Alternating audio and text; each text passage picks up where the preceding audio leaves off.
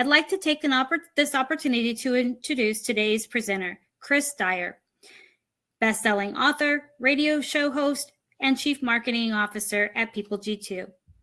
As a highly sought-after keynote speaker, consultant, and advisor, Chris brings a unique perspective from his expertise in building, leading, and exiting successful organizations.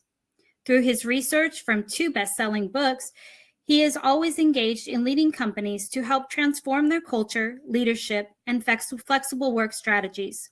He is also the author of the host of a popular radio show, Talent Talk, where he has led hundreds of conversations with the world's best leaders for his audience of over 3 million annual listeners. Chris is the founder of People G2, an AccuSource company. People G2, a fully remote organization, is routinely ranked as one of the best places to work. It has been listed 5 times as one of Inc.'s 5,000 fastest growing companies. Chris enjoys contributing to the leadership conversation and has been featured by leading media outlets including the BBC, Fox Business, NBC, Telegraph, The Sun, Inc., and Forbes. He has delivered keynote speeches and worked as a consultant for top brands like Johnson & Johnson, Citi, IKEA, Kelly Services, the United States Patent Office, the United Kingdom's National Health Service and their Ministry of Defense, as well as other top firms like Farmers Insurance and Cornerstone On Demand. He is listed as a top 50 global thought leader by PeopleHum and a top leadership voice on LeaderHum. Chris married his high school sweetheart and has 3 adopted children and 1 grandchild. I will now turn the presentation over to Chris. Thank you so much, and thank you everyone for joining. We're going to get the screen shared here. We'll make sure you all can see it, and then we will get going on the presentation. I'm excited. This is the first time that we are doing this in the sort of new format and the new structure, I think, as we might call it here. So the first thing that I wanted to do before we kind of get into anything more about what we're going to do here today and what we're going to talk about, and again, as Cynthia mentioned, if you have a question, please put it into the question chat field. I'm going to make sure I can see that on my end.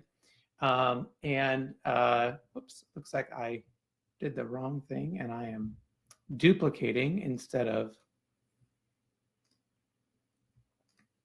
Fix that real quick. There we go. Now I can see your questions over my other monitor. So, but there is an area for questions. We'd certainly love to have you do that.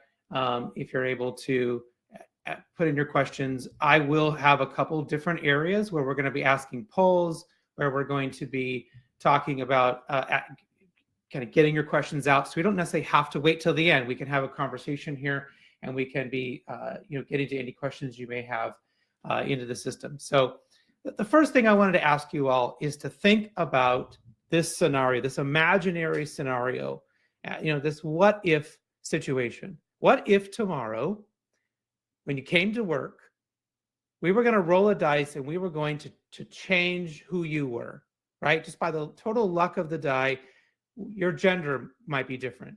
Your race might be different. Your sexual preference might be different. Your politics might be different.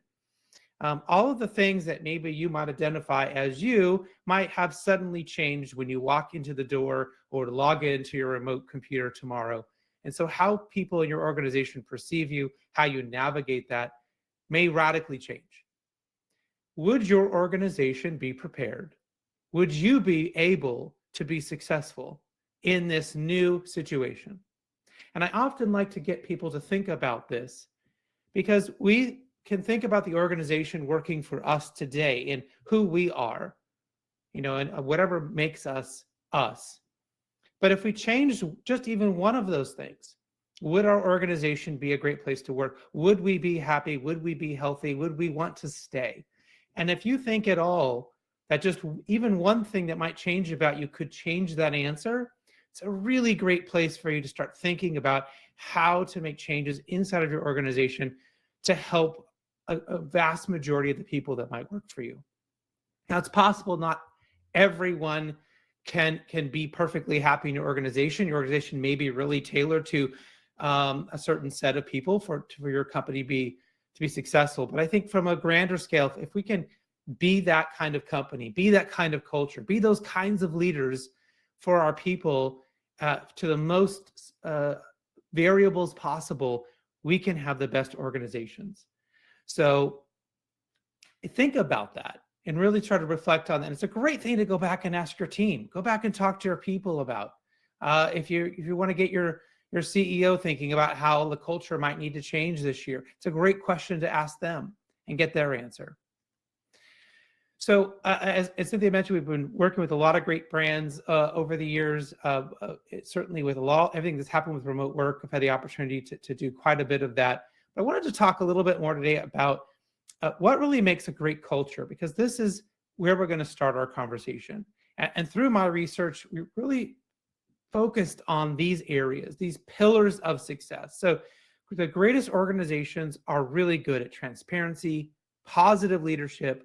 They know how to measure things, the right things. They know how to acknowledge people and create recognition. They celebrate what makes people unique, what makes our products and services unique, not what makes us the same. And that gets back to that question I just asked you. They focus on how to be good listeners, and they know how to leverage mistakes. So if we know how to leverage mistakes, we can help our people grow, help our organizations really go forward in a positive way. So some of the things that we're going to talk about here today will reflect back to these pillars. Now, as we mentioned in the intro, the People G2 is now an AccuSource company. We're really proud to be a part of this group. And moving forward this year, I want to talk about some of our successes, talk about what the things that we're doing from a cultural aspect, where we've been able to find success. And this has allowed us to be a best place to work over and over and over again. This has allowed us to be a Inc.'s 5,000 fastest growing company 5 times. And I will tell you that none of this happened until we started focusing on culture. None of this happened until we started focusing on our people. When we were focused on the bottom line, we were focused on spreadsheets, we were focused on, things that seem important, right? Or I was overly focused on products and services instead of, from a leadership standpoint, being focused on helping our people be successful. None of these things happened. But as soon as we changed that focus, we started seeing all of these awards, all of this growth, and then we started, kind of being popped all around the internet. So where do we start? What do your employees want? This is why we're here. This is the topic today. What do your employees really want that maybe they won't tell you? Okay, well, the first area is transparency. Employees want transparency. And I find that this is one of the areas where organizations really struggle. Senior leaders either don't stop to take the time to communicate what's really happening and create those moments for transparency, or they're afraid of it. They're afraid if they tell people too much that there's going to be disruption or too many questions, or they don't want to deal with maybe employees being upset or wanting to have conversations. But transparency is the only way that we can create understanding, which ultimately creates action in our organization. So I like to use a lot of pictures and tell a lot of stories in my presentations, but I do know some of you are a bit more analytical, and you may appreciate a good chart. So I've come up with this little chart here to demonstrate what I'm talking about. So if we assume that I ask you to do something, let's just say I would like you to go open up that door and go into that dark room with the lights off, right? And you might, sort of given that prompt, you might be in this bottom left quadrant here of opposing, which you probably should, right? Why would you want me to go in that room? Why are the lights off? Why would I possibly do that, Chris? That seems crazy. What's in there, right? You should oppose me because you don't understand why I'm asking you to do that. You don't understand what's in there or what's in it for you. Or, and this is a silly example, but we ask our employees all the time to trust us. Hey, I need you to go do this thing, but they don't understand why. And then we get upset when they don't engage and they're not actively doing it. They're not happy about it. So what we need to do is really create understanding first. Can we help our people become cognizant of what we're trying to do? Can we make sure they really comprehend what we're trying to do? Can we create deep insight for them by talking about it, by making sure that they understand, that they are on board, that they, even if they don't agree with the decision, they understand why the decision was made and where we're going with this. And as that happens, we begin to move them then along the level of engagement. So if people start to become aware and cognizant of what we're trying to do, they can at least accept what we're doing. But if we can really make sure they comprehend what we're doing, we get real measurable support. We get engagement. Okay. And this is different than people just putting up with the decision. This is, I understand it. I'm going to support this decision and I'm going to actively help the company do it. And the best we can get is if they have deep insight. Now, senior leaders often have deep insight and they want to go have something happen. But if our people can have deep insight, then they can become champions of change. They can drive the change that we want in organizations by making sure they really understand. So this is what I mean by transparency, that we have to provide that understanding for them so that then they can move along and become engaged and really support the decisions that we're trying to do and the change that we're trying to make inside of any organization. The other area that we need to really start to focus on is our performance management systems. Now, I looked at a great study by Gallup that looked at re-engineering performance management. Now, I have for years been saying that the annual survey is dumb and I hate it. And I wish that we would light it on fire and burn it up and never do it again, because it really sort of sets us up for failure. We are not communicating to people how they're doing for an entire year. They walk into a room thinking they're going to get a raise and a pat on the back, and we're give them a long list of things we didn't like, but we didn't tell them for the whole year. These kinds of things are, I don't think, the right way to do it. When we look at more of an agile and Scrum and type of a re-engineered system of collaborating and providing good feedback on a regular basis, checking in at least quarterly, if not more, right? And breaking it down into pieces. So I'm not suggesting having an annual review every month. I'm saying have a small check-in, like a 1/12 of that on a regular basis.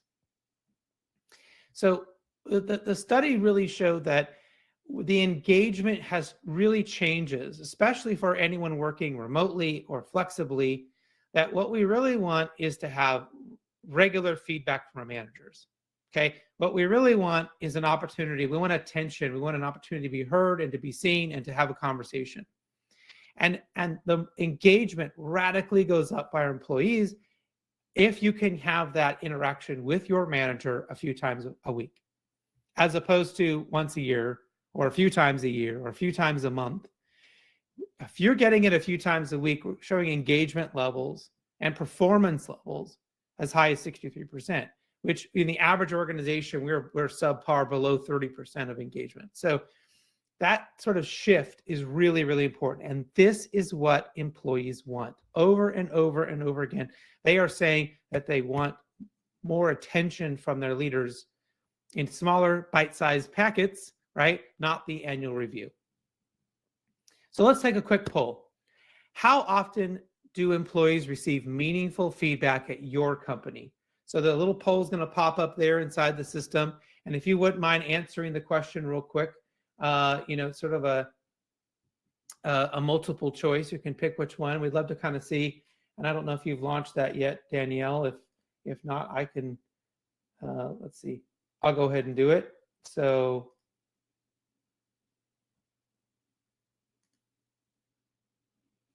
I don't know why it hasn't launched.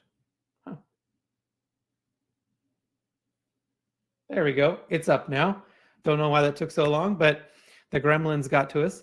So certainly, if you could answer that, that way the entire everyone who attended can see that, and anyone who's watching the replay can certainly see that as well. So, well, it looks like maybe we didn't do the right one, but okay, that's cool. We can try to do the other one, which is there we go. How often do you receive meaningful feedback from your company? It looks like some of you already answered the other one, which is cool. We'll get to that one later, but go ahead and answer the other one. If you can do that, that would be awesome. So looks like a lot of you are doing yearly or a few times a year, which is pretty typical. So we really want to try to see, can we change that in a meaningful way? So how do we do that? How do we have reviews on steroids, right? Because nobody really wants to wait a whole year to know how they're doing. Good managers need to be coaches, right? And we pay for great coaches. We have them in that, but they can be coaches. That is really the change. And we can start to begin to give feed forward and not feedback. Hey, what I need from you going forward in the next meeting, can you try this? Instead of here are the long laundry list of things that I didn't like that you did, but how can we look at what future behavior is going to look like? I love this concept of feed forward. It is inherently positive where feedback is inherently negative. As Marcus Buckingham once said that employees don't really want feedback, they just want your attention. And this is a great way to do that, to say, hey, this week what we need to focus on is this, or where I need you to be really diligent is here, to give them that feed forward, that clear direction going forward. We meet with our coaches all the time, right? Not once a year. So if we can think about being coaches instead of just managers, that can really change it. Maybe a monthly review meeting would be great. I've literally done 15-minute review meetings with my senior staff, once a month. Hey, this is where I think we need to be. This is what you're doing great. What do you need from me? And we're done. Like, it doesn't have to be an hour. It doesn't have to be a huge thing. We want to focus on teamwork and collaboration. We've also done this inside of a team setting, right? Focused on our goals together as a group, talked about it as a group, and used each other as support to meet our goals and talk about where we might need to do better. And then really looking at focusing on behaviors that we were rewarding people for doing things that align with our company values. So let's just say your company values are, we want people to help each other out. We want them to put the client first. Maybe we want them to exceed their goals and KPIs. Whatever your list is here, this could totally change company to company. But this is where we want to call people out and say, thank you I noticed that you did help Sally out the other day, right? We need to call out those behaviors in these sessions, or we reinforce what we want and spend less time worrying about what we don't want. Don't forget to have those long-term career conversations. I think managers and leaders that want to pretend that people are going to be with us forever are doing themselves a disservice. We need to have that long-term career conversation in case what they're trying to do could be with you, right? Maybe they can stay with you. They don't have to leave to move up in their career.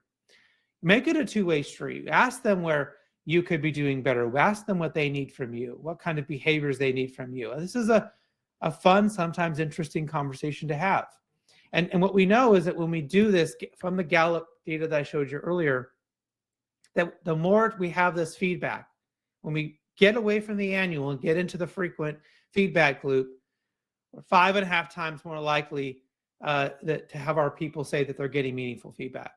They're 3.2 times more likely to agree that they feel motivated and want to do outstanding work, and 2.7 times more likely to say they're engaged at work, just by having those little bit more frequent times to connect. And that's super, super important that we're trying to do this. The other area that we can begin to really help our people here is to shift from a giant project, a big growth, a big giant change. If we tell people, hey, we want to go from 5 million in sales to 15 million in sales, that's a big jump, right? So what I love to think about is this idea of the aggregation of marginal gains. Now, you may have read this story. James Clear tells this wonderful story in the book Atomic Habits, where the British cycling team had been pretty terrible leading up to the London Olympics, and they wanted to change that. And so they brought in this concept of, how do we get 1% better without getting 1% worse somewhere else? So they studied everything. What's the right tire pressure? How do you wash your hands properly? What's the best pillow to use? What's the best diet? Right? What's the best time to train? They looked at everything that affected their athletes. And how can we get 1% better without getting 1% worse?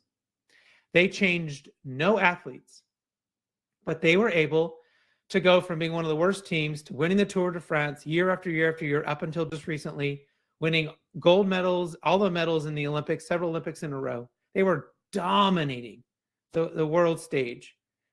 And they didn't initially change any athletes. It was just looking at getting better a little bit at a time, as opposed to, how do we go from being terrible to winning a gold medal, right? That's too far of a chasm. And yet we often do this to our people. We ask them to jump from point A to point Z, and they don't understand all of the complexity that needs to go along the way. And instead of setting a goal, but then how do we get there in these small incremental bites? This is how our people want to move through their day. This is a tangible, real way for them to feel improvement and to feel like they can be inspired and motivated to do their work by breaking this up into small chunks. Now, in 2025, we know that 75% of the workforce will be millennials. And I probably need to start talking about the next generation and what that's going to start looking like. But we're still sort of seeing this evolution into the millennials being the majority of our leaders, of our managers, that sort of generation being really significant inside of our workforce. And I still want to kind of remind everyone that a lot of the research says where the millennial focus is. Now, not everyone fits this mold, and not everyone who is not a millennial doesn't necessarily think this way. I mean, there's a lot of crossover, but certainly from a majority standpoint, there is this desire to work anytime versus this fixed time, right? Work anywhere versus in an office. And we're seeing this over and over and over again, right? Customized work versus predetermined work. And you can read these for yourselves. But people they want to become a leader. They want to, have adapted learning into their situation. So we know that these really important areas are there for our people. And we have to make sure that the work that we're doing and how we're presenting it to them aligns with what they're looking for, or they're going to be a part of that group that continues to look to leave. The next area that our people really want us to eliminate, that they won't tell you is important, but they do not like location bias. And the pandemic has only heightened this. They want to live where they want to live. They want to go live in Idaho and leave California and go to Idaho, or they want to, leave Florida and go live in New York, or whatever that may be. And they want to still work for your company, and they still want to do a great job, but they don't want to have to live in this one particular place where maybe the schools aren't great, or maybe the cost of living is very high, or housing is very difficult. Right? They want to be able to have that freedom. So companies that can eliminate location bias and allow people to work where they want to live and hire people based on, their qualifications, not based on where they live, is huge.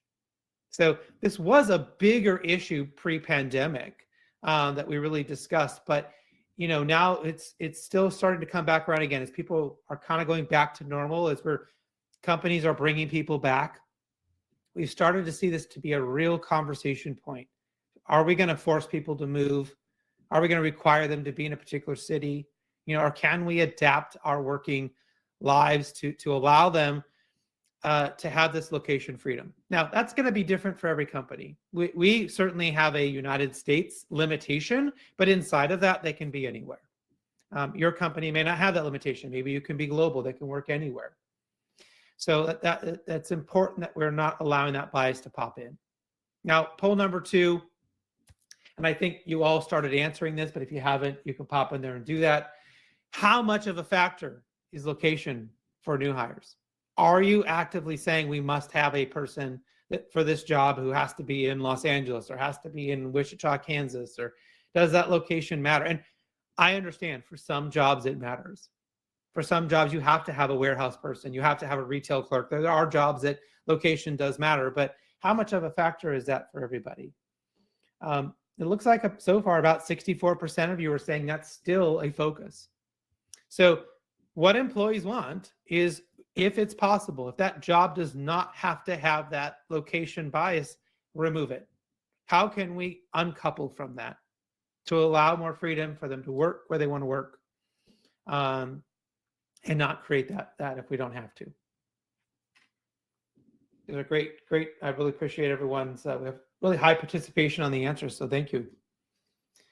All right, so the other areas that are continuing to allow for remote or hybrid work. The studies are certainly there. We saw increased productivity, increased happiness by allowing people remote work. The pandemic really pushed that, but continuing to allow that, we're seeing a lot of people leaving their jobs because they're being forced back in sort of a way that doesn't make any sense. So 76% of millennials said they would take less money for flexible work. Remote employees get more done, they're more productive. And if you don't have the studies on that, let me know. I'm happy to get you some. There are a lot out there that show that. You can meet your talent goals with a small budget. You can definitely hire people in less expensive markets that are the same great degree and can be awesome for your people, but don't necessarily come with a high price tag in some higher cost of living cities. Remote employees are more engaged. Consistently, the data is they are more engaged, but if your culture doesn't suck. If your culture sucks, it's really hard to manage remote employees because we don't have the norms and the easy idea of how we're supposed to get things done.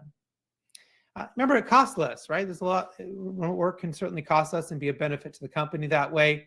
We can have access to new employee types from stay-at-home parents, the physically disabled, retired, part-time mavens. There's a lot of different groups we've even looked at.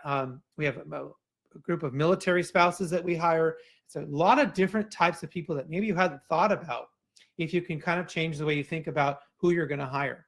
And if you're willing to maybe not do a full-time deal, you could get someone who's part-time, who's fantastic, that maybe staying home and raising the children, but they could work for you part-time, that maybe otherwise they wouldn't be.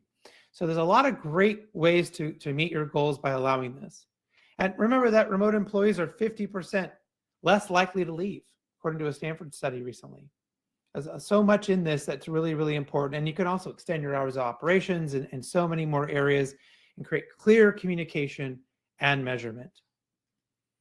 Now, we had a few years ago this gentleman, Dr. Aaron Lee, a friend of mine from Walden University. He did his dissertation, his entire study around what makes remote workers tick and what really works for them. And he studied People G2 for an entire year.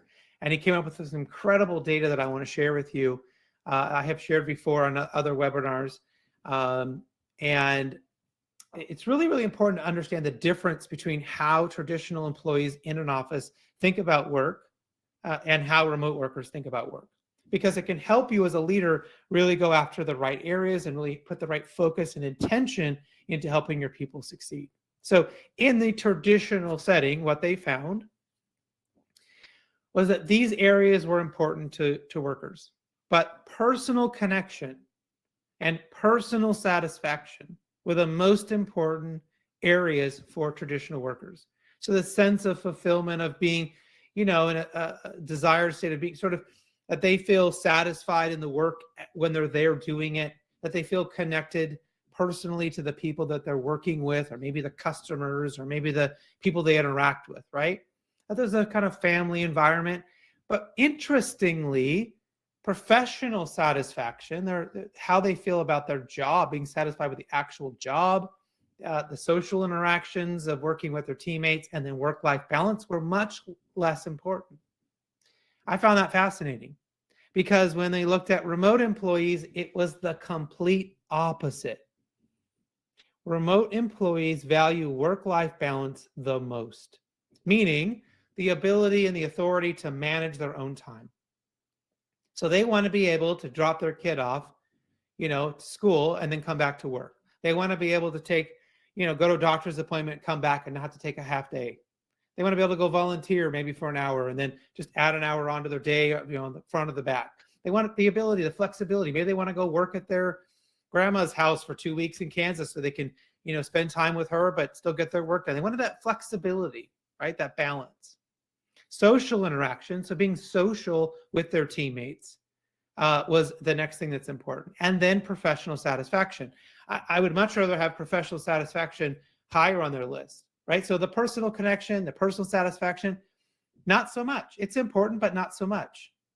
That's important for you to know, because if you're spending your time trying to create more personal connection for remote workers, you're missing the boat. You need to be helping them create better boundaries and thinking more about work-life balance, because that's what they value most, statistically speaking, over all the thousands and thousands of workers that they studied. So think about that. Think about how that might impact how you go after, how you're going to manage your people and suggest that we do this. Now, I know someone asked, will the materials for this be provided? Yes, don't worry. When we do the follow-up, we're going to send you out the video of this. We will also send you the deck. So all the materials will be there. You don't have to worry about writing it down or screenshotting it or whatever. The next thing that our employees want us to do is say yes. Say yes. That sounds hard sometimes. But what would happen if today, all day, every question was asked of you, you had to say yes? Now, there's some great examples of this. There's a funny Jim Carrey movie where he has to say yes. And if you've ever seen that, you can kind of notice there's this, what happens to him, right? Initially, it's a little difficult, but suddenly all these doors open for him.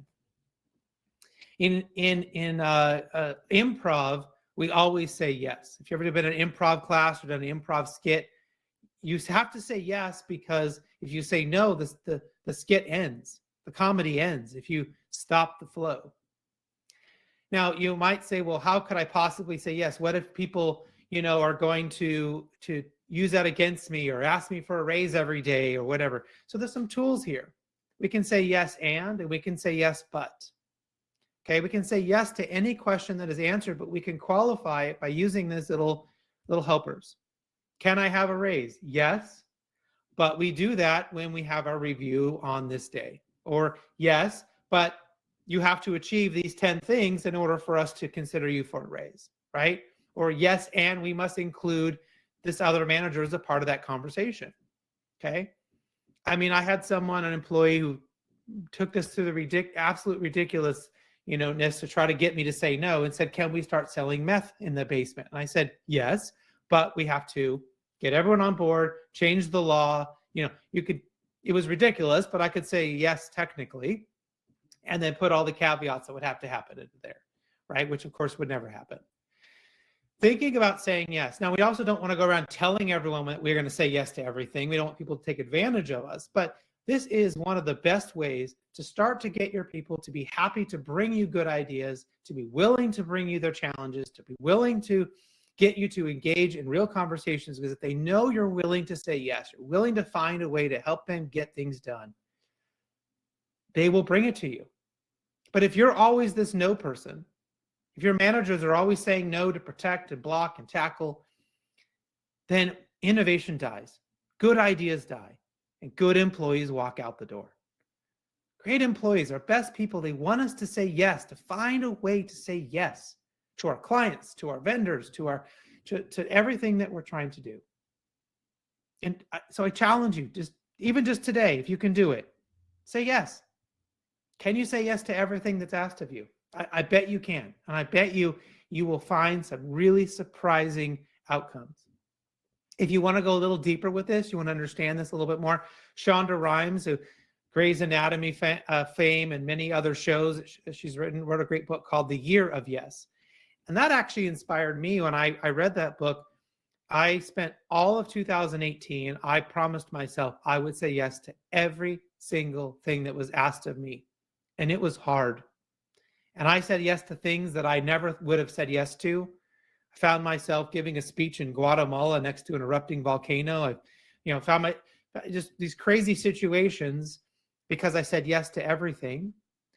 But the most amazing things happened out of that. So many great things for our company, for employees, for me personally, happened out of that practice. And I've been able to keep that up and really challenge in a way that works. So I really challenge all of you to try to figure out how you can do that as well. So I want to stop here real quick. I know there's some chat questions. I want to make sure that I address any of them that I can. If you have some questions, we have a lot more here still to talk about.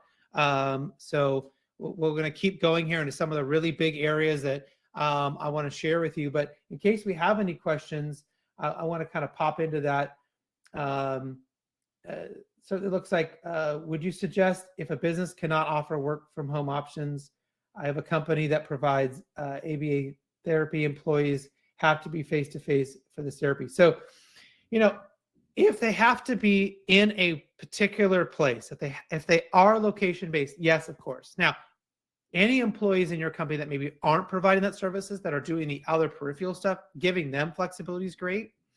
If there's any part of their day where they're not providing those services, where you could allow that flexibility, do it there. I do know people where part of the day is definitely fixed, but part of the day is not. They're doing reports or updates or trainings. Allowing them flexibility there is great. You have to be in the vineyard to make wine. You have to be in the hangar to build an airplane. There are jobs that flexibility and remote work just isn't possible. But where it is, make sure you are trying to encourage it. That's what's important. Let's see if there's any other questions here. Nope, looks like we're good. If I missed any, we'll certainly get back to them. Maybe Danielle will be able to, or Cynthia will be able to help me if I missed any. So before we dive into some of the little areas that I wanted to really point out, I always bring up Daniel Pink's incredible work and will remind you all that employees can only be happy if they have these 3 areas in their life working. They have autonomy in their work, autonomy in their lives. That doesn't mean they can do whatever they want, right? They have to fit inside of that box that we have given them. But the more autonomy we can give them, where they're not being micromanaged and they're not creating needless delays and reviews and 15 people have to make a decision, the more autonomy we can give them, the happier they are. If they have mastery in their lives, I mean, they're learning new things. If something in their life where they're able to learn or develop, now that could be at work. Maybe it's not. Maybe their job at work, they've mastered, and maybe we just have to encourage them to have mastery somewhere else, in a hobby, or learning an instrument. But as human beings, if we are learning something new somewhere in our life, that is a key component to us being happy. So if you have an employee who's just an unhappy person, they might not have autonomy, right? They may not have any mastery in their lives.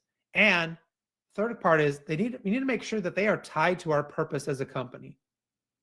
Now, our purpose has always been that we want to make the world a slightly safer place. We know that the background checks that we do, they help keep, bad people, maybe it's people who steal money away from your bank accounts, right? Away from your 401ks. We keep sex offenders out of daycares, right? We know the work that we do makes the world just a little bit safer. That's our purpose. And so the people that we hire, we have to make sure that they understand that and they are aligned with that. If they don't align with that and they don't care about that, they're not working for us. So being very clear about your company's purpose and making sure they can say it in their own words and that they are behind it is super important for them to be happy. So I told you kind of what they want. Now let's talk about what they won't tell you.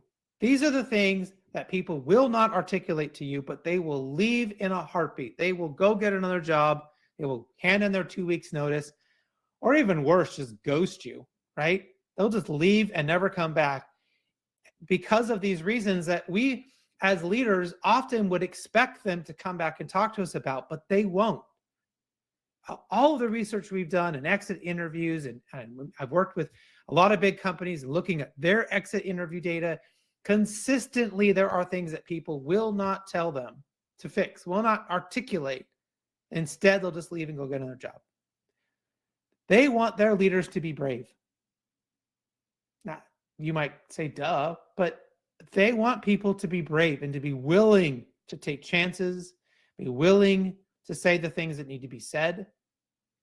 If leaders are not brave, if they're not working with people they feel are brave, they will not feel happy. They will leave. They're not going to come to the leader, knock on the door and say, excuse me, you're not very brave. I noticed you're always sort of like avoiding and, you always seem to crumble under a crisis. Could you fix that? No, they're just going to leave, right? They want you to be inspiring. Now, however you do that, we used to send out like a quote of the day. Maybe you might share a story. Maybe you might share what you read in a book, but they need inspiration from you in some way, shape, or form. However that feels comfortable for you. You could even just be bringing in someone from the outside to come give a talk or to help them facilitate a conversation. They want you to be upfront, right? To have the tough conversation, to say the things that need to be said immediately or upfront right away, not hiding from it, not, hiding the lead. They want you to be compassionate. If you have something going on in your life, they want you as the leader to acknowledge it, to help them, to talk about it, even if it's just to just acknowledge that that they're going through something tough, even if you can't solve that from them. Being compassionate is huge. They want you to be open, right? That means that you should not have a fixed mindset. You should not already have your decision made. You should not already have this sort of overwhelming desire where you think you already know what you know without having the opportunity to have a conversation. So even if I'm pretty clear about where I want to go, if someone wants to talk to me about it, I immediately try to just take a step back and be open to all possibilities, hear them out, and then try to make that conclusion again. They want you to be okay with dissent. This one's huge. How do we create an environment where dissent is okay, where we can allow people to disagree, to say what they think, to challenge us, to give us their opinions. Yes, we want them to support the decision that ultimately gets made and then move forward, but where is that opportunity for dissent? And I don't mean gossip, and I don't mean talking in the hallways. Oh, did you hear what that leader did? I'm talking about in a real open forum, being able to raise your hand and say, I'm not sure that's the right way for us to go, and being able to have a conversation about that. They want us to be their boss, not their friend. If any of you have ever seen The Office and Michael Scott, the American version of The Office, I mean, it's just like the classic. He's always trying to be everyone's friend, right? And he really struggles to be their boss. But people want you to be their boss first. Maybe you could be their friend too, but we want people to be there for us to help us, clear away the crap, help us be effective in our jobs, right? To be that brave, inspiring, compassionate person for us. That's what we need from them in work. I got plenty of friends. I got plenty of people to go hang out with on the weekends or at night. I don't necessarily need a friend at work. If I have a boss, I want someone who's going to help me do fantastic work. And that distinction is really, really important. And it is hard to balance that. They want us to be clear. Lack of clarity so many times comes up on exit interviews, that leaders are not clear about what they want, when they want it, and they expect people to just figure it out. And then when they don't, are upset about it. So can you communicate things clearly, repeat it multiple times? I've seen lots of people say, well, I wish I knew what the goals were. And you go back and talk to the leaders and say, well, I told them what the goals were. And there's this huge, gap in between. We have to be very, very clear about what we want. And then this is a big one. They want you to be rigid about the big stuff. As their boss, they want you to be super rigid, really, really strict and confident about what really matters, about the really big things, and to stand up and say, we're not going to do that. That is not cool. That is not the way we're going to go. That's not the place where we're going to be successful, right? And on the flip side, they want you to be extremely flexible about the small stuff.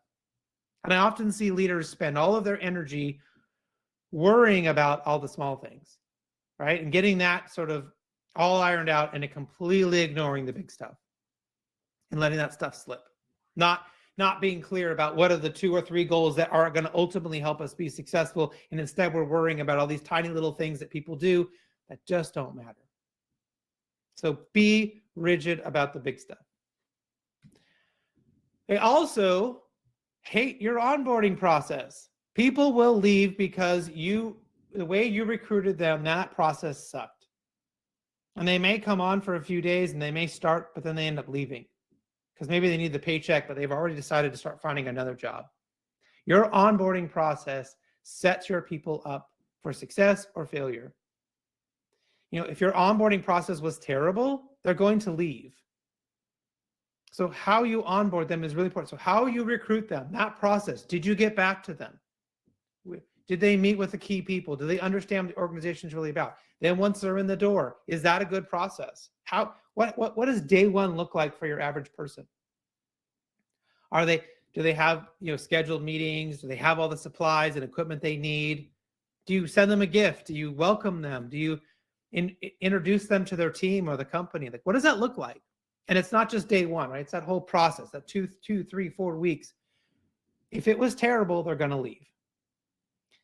They often feel pressure to agree and fit in right away, right? Instead of immediately saying, hey, new person, you came from somebody else. You may have a new perspective. What are we not seeing? What perspective do you have? Instead of trying to get them to conform and fit in right away, right? That just completely annihilates innovation.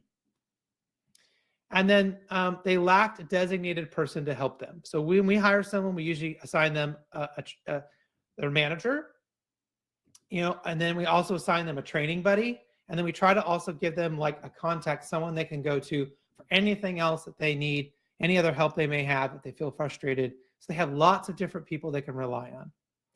And of course, if they don't like their new boss, they're not going to stick around, right? So are we asking about that? Are we checking in with them? Are we making sure that they're having a good experience there? Are we just kind of putting our heads under the desk and hoping they like their boss and it all worked out, right? If we hire some great person and there's a problem there, we need to mitigate that. Should they be on a different team? Can we fix that? Whatever they got off on the wrong foot, can we mitigate that in some way? Now, we a few years back were featured by Inc. magazine because we've done over 100,000 virtual meetings. And there's a lot that we discovered, and I wish I could. We've done other webinars about meetings and got into all those findings, but some of the very simple areas that I wanted to make sure that we talked about here today, because this is something that I hear constantly from employees, from people that we work with, that they hate the meetings they're having right now. So what makes a good meeting? What should you be doing? The first thing is the more remote and flexible work you have, the less one-on-one meetings you should have. I personally hate one-on-one meetings. I don't like to have them. And I think you should try to have more group meetings, more team meetings, so small groups where you can make decisions, hear people out, have that exchange of information, right? Instead of siloing around the company, if you have a 30-minute meeting with 5 people as opposed to 5 one-on-ones for 30 minutes, think how much time you just saved. Now, this is true even inside of traditional organizations, but the more group team meetings, which just really comes from Scrum and Agile, the better off we can be. We want to stop having long meetings, long video meetings. If you're on hour meetings or hour and a half long meetings, it's hard. And if you're on video, it's even harder. So if you have to have a long meeting, which I don't suggest, maybe do video in the beginning and video at the end and cut it out in the middle to allow people that opportunity to not get so fatigued. And then we really want to curate our meetings. So every meeting you have should always start on time. We have in the past had people sing a song if they were late to a meeting. That's a funny way for us to encourage everyone to be on time. Always end early. There's a cognitive bias called Parkinson's law, which says if you set an amount of time to do something, it tends to take you that amount of time to do it. If you set 30 minutes for a meeting, magically that meeting takes 30 minutes. If you set 2 hours, it magically takes 2 hours. So if we squish down the time and we set the goal that we want to end the meeting early, right? Even if it's 5 minutes early, we can get more done and let people out of meetings and not bring in other topics or go long. That's the worst, is going overtime, right? Employees hate that. You ask them to be on a meeting, they have things to do, nothing worse than going over that time and encroaching into their time that they had to get their work done. And then remember, no agenda, no meeting. If you don't have an agenda, if you don't know why you're meeting, you don't have a clear set of topics of why you're going to meet, then you should not be meeting, because you're just going to show up to a meeting and talk about what you should have talked about or what you should have planned for, then have another meeting because you weren't ready.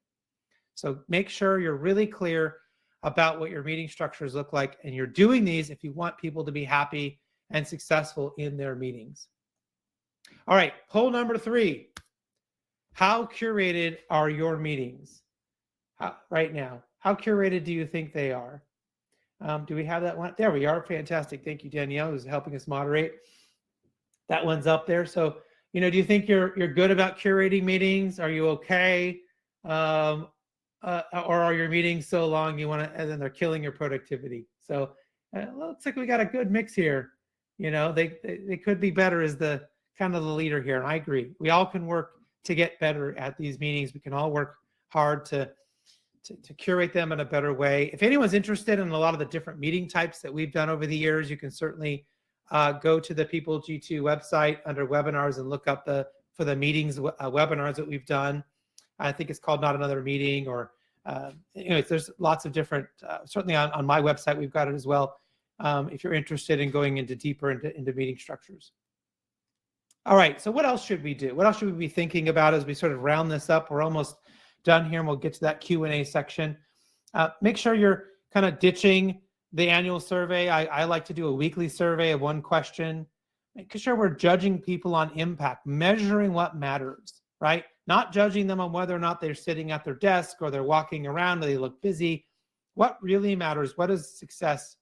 What are those clear goals? And if they do it, I don't really care where they are or how many hours they work. If I needed them to get these goals done this year, did they get them done? That's what matters. Remember to celebrate wins and say thank you, especially if you have people working remotely. It's harder to just, if you're all in the office and something good happens, you can say, hey, everyone, this thing just happened, and everyone can celebrate it. We don't have that if we are all meeting on Zoom or Teams. We have to create that deliberately. Talk about how work will continue to be different going forward. Even if tomorrow it's going to change, every opportunity you have to communicate to your staff about what we're doing, what you think might be changing or might be happening as it relates to COVID, or maybe your company in general, keep talking about it. They're okay if things change or the narrative changes. They understand that just because you said it today, it doesn't have to be exactly tomorrow. You're just telling them what you know today, instead of holding that information and waiting for it to be the perfect time to deliver information. Okay, so again, I want to thank People G2 and AccuSource for sponsoring today's webinar. I want to make sure we get to questions here.